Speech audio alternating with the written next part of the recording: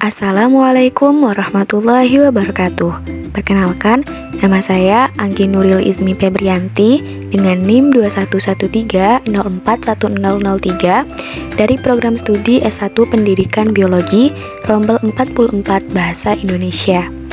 Nah, pada kesempatan kali ini saya akan memaparkan materi tentang kalimat efektif. Selamat menyaksikan. Nah, sebelumnya, apa sih kalimat efektif itu? Kalimat efektif merupakan suatu kalimat yang dapat mengungkapkan gagasan, informasi, dan perasaan dengan tepat, di mana hal tersebut dapat ditinjau dari segi diksi, struktur, dan juga logikanya. Selanjutnya, kita akan membahas tentang struktur kalimat efektif, di mana terdapat 3 jenis struktur kalimat efektif sebagai berikut. Yang pertama adalah struktur kalimat umum. Terdapat unsur-unsur yang membangun suatu kalimat, di mana unsur-unsur tersebut dapat dibedakan menjadi 2, yaitu unsur wajib dan unsur tak wajib. Unsur wajib merupakan unsur yang harus ada dalam sebuah kalimat, seperti unsur subjek dan unsur predikat. Sedangkan untuk unsur tak wajib merupakan suatu unsur yang boleh ada atau boleh tidak ada. Misalnya, kata kerja bantu dan keterangan aspek. Sedangkan yang kedua adalah struktur kalimat paralel. Yang dimaksud dengan kesejajaran atau paralelisme dalam suatu kalimat adalah penggunaan bentuk-bentuk bahasa yang sama dan digunakan dalam susunan serial. Artinya, jika sebuah ide dalam suatu kalimat dinyatakan dengan frase, maka ide-ide sederajat harus dinyatakan dengan frase juga.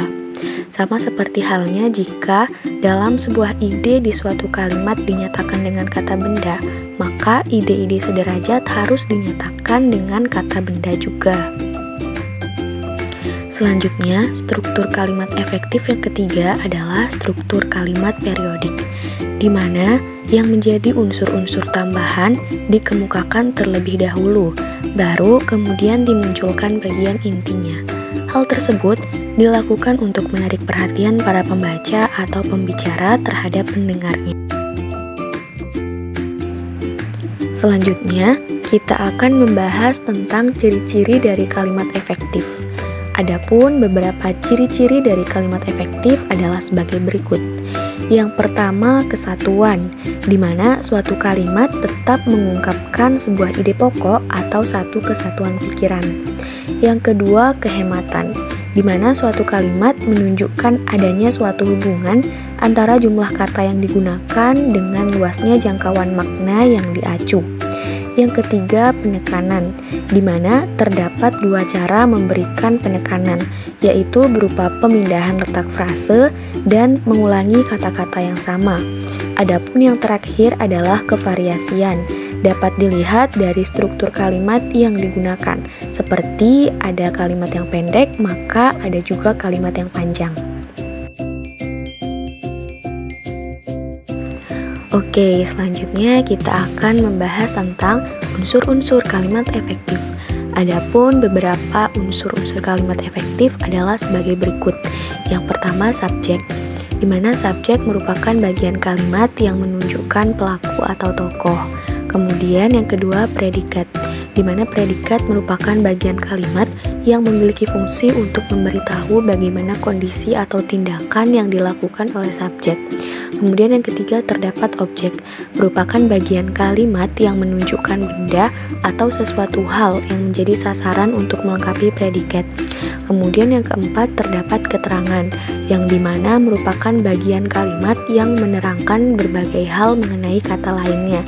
Dan yang terakhir, terdapat pelengkap, di mana pelengkap adalah bagian dalam kalimat yang melengkapi predikat. Menuju pembahasan yang terakhir, yaitu tentang syarat kalimat efektif, di mana syarat kalimat efektif adalah sebagai berikut.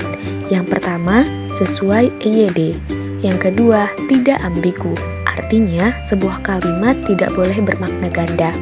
Kemudian yang ketiga adalah bersifat sistematis, di mana kalimat yang efektif memiliki susunan utama berupa subjek dan predikat, kemudian diikuti oleh objek, pelengkap, dan keterangan. Kemudian tidak bertele-tele, artinya kalimat efektif menggunakan kata yang ringkas dan juga hemat. Cukup sekian pemaparan materi yang dapat saya sampaikan. Mohon maaf apabila terdapat kekurangan dan kesalahan. Terima kasih dan saya akhiri dengan wassalamualaikum warahmatullahi wabarakatuh.